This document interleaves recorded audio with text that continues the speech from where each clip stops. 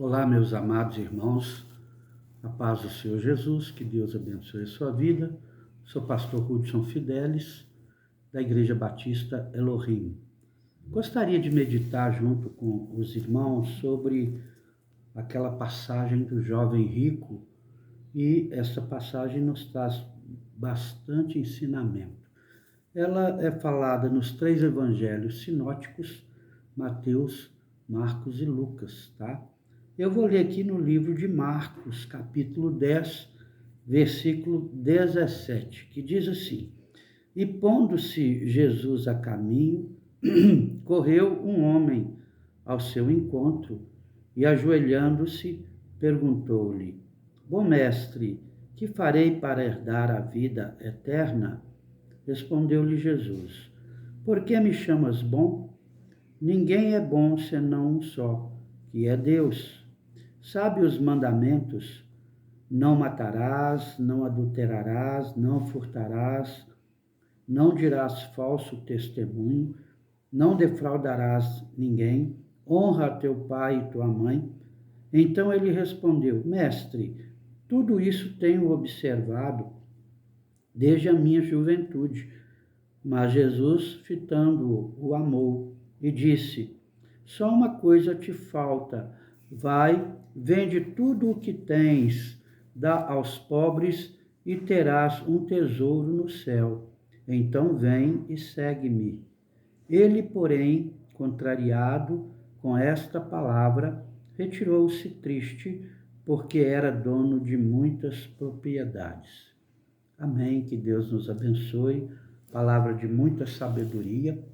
A questão dos livros sinóticos é uma questão de que são várias passagens ditas com narrativas um pouco diferentes, mas olhadas sempre de um ângulo específico. Cada um dos escritores falou a mesma mensagem, explicando algum detalhe a mais, algum detalhe a menos. Por isso chama sinótico, tá? Então, amados irmãos, aqui nós vemos uma importância muito grande nesse episódio que Jesus ele fala sobre que é muito difícil alguém que é rico entrar no reino de Deus, né? Então, as pessoas que têm muitas riquezas acabam sendo impedidas de entrarem no reino de Deus. Por quê? Porque o seu coração ele se torna muito voltado para a riqueza. As pessoas colocam muito amor e muita segurança da sua vida nas riquezas. E aí ele toma a primazia. A pessoa vai tomando de Deus a primazia, porque ele passa a confiar mais naquilo, na posse das suas riquezas. O jovem rico, ele disse que conhecia os mandamentos. É um jovem que possivelmente foi criado numa família que tinha os preceitos do Senhor. Então, ele desde criança, ele tinha esse conhecimento, né, daquilo que é de Deus. Mas ele vai a Jesus e o seu início de ir a Jesus foi até muito bonito, porque ele faz uma pergunta ao Senhor, ele se ajoelha diante do Senhor. Então ele tinha sim temor, né? Aquele jovem, ele tinha temor. Então o versículo 17 fala: correu um homem ao seu encontro e, ajoelhando-se, né, perguntou-lhe: bom mestre, que farei para herdar a vida eterna? Jesus ali ele faz um ensinamento, né, sobre não existe alguém que seja tão bom igual o nosso Deus, né?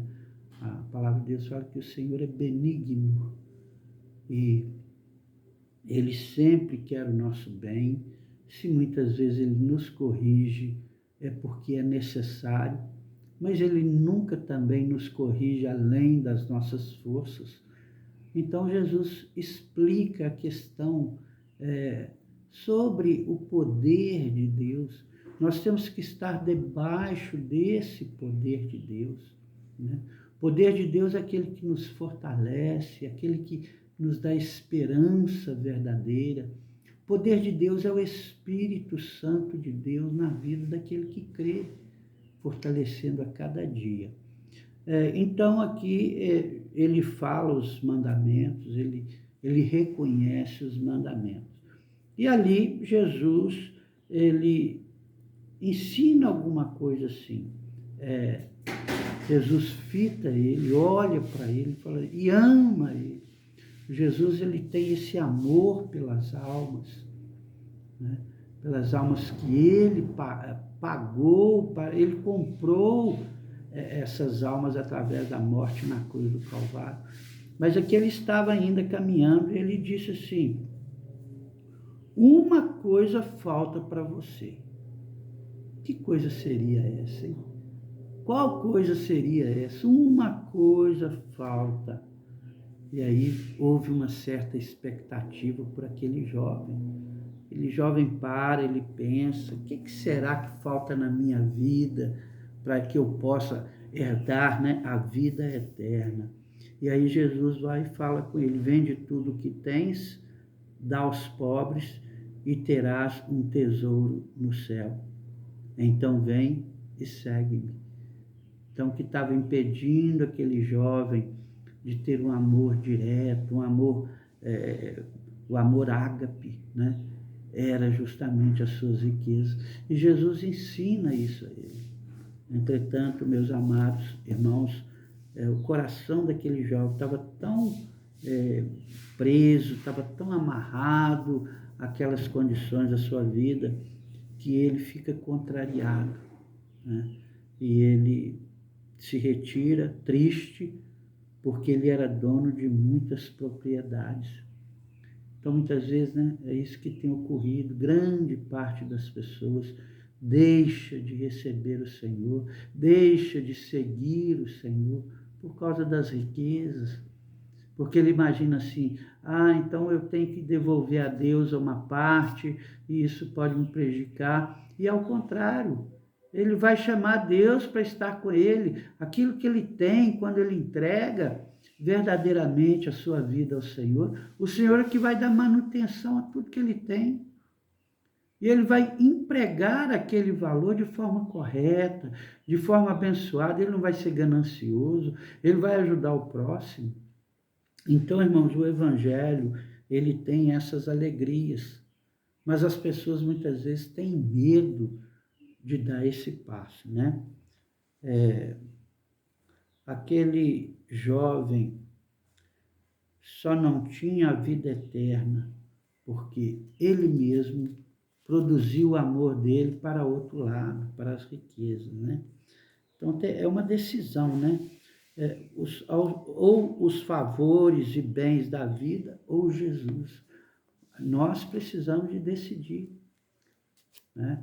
Ou a gente ama as coisas do mundo, ou a gente vive da mesma forma, ou nós entramos na presença do Senhor, recebendo o Senhor, e ali sim, Deus vai nos ensinar, através do seu Espírito, do Espírito Santo de Deus, a controlar aquilo que é o bem material na nossa vida. Nós não podemos ter o nosso coração voltado, né, para os ídolos. Muitas vezes uma casa torna-se ídolo da pessoa, uma conta bancária, uma conta na poupança. A pessoa fica presa, amarrada naquilo ali. Então aquele jovem, ele tinha muito valor, ele dava muito valor aos seus bens.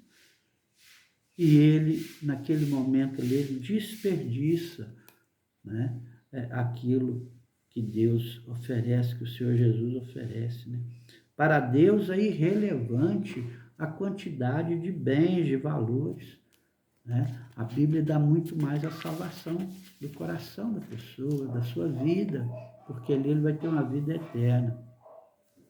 Por que Jesus o amou? A Bíblia fala que Jesus fitou ele, olhou para ele e o amou. Versículo 21. Mas Jesus, fitando-o, o amou e disse, só uma coisa te falta. O amor de Jesus é incondicional. Então, quando Jesus ele olha para aquele jovem, ele vê a alma dele, uma alma necessitada, uma alma esperançosa, mas uma alma que precisaria, naquele momento, tomar uma decisão, né? E ele tomou a decisão errada naquele momento, né?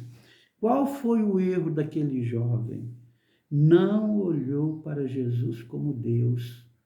Porque quando nós olhamos para Jesus como Deus verdadeiramente, nós colocamos a nossa vida e descansamos nele. Esperamos nele. Haja o que houver, que tempo for, eu servirei ao Senhor. Então, quer dizer, ele imaginou assim, eu sem as minhas propriedades eu não vou ser nada. E o contrário. Se ele está agora com Jesus, Jesus iria certamente cuidar dele.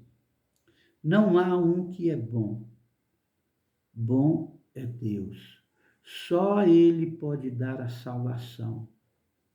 A salvação não vem por obras, não vem por méritos, mas sim por um coração quebrantado e compungido. As riquezas podem impedir uma pessoa de entrar no reino de Deus. E esses versículos que nós lemos aqui, Marcos capítulo 10, versículo 17 até o versículo 22, ele nos dá esse ensinamento. Deus abençoe sua vida, firme nos caminhos do Senhor.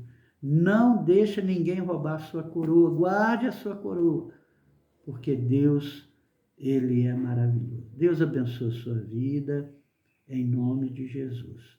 Em tudo, um ensinamento. Amém e amém, Jesus.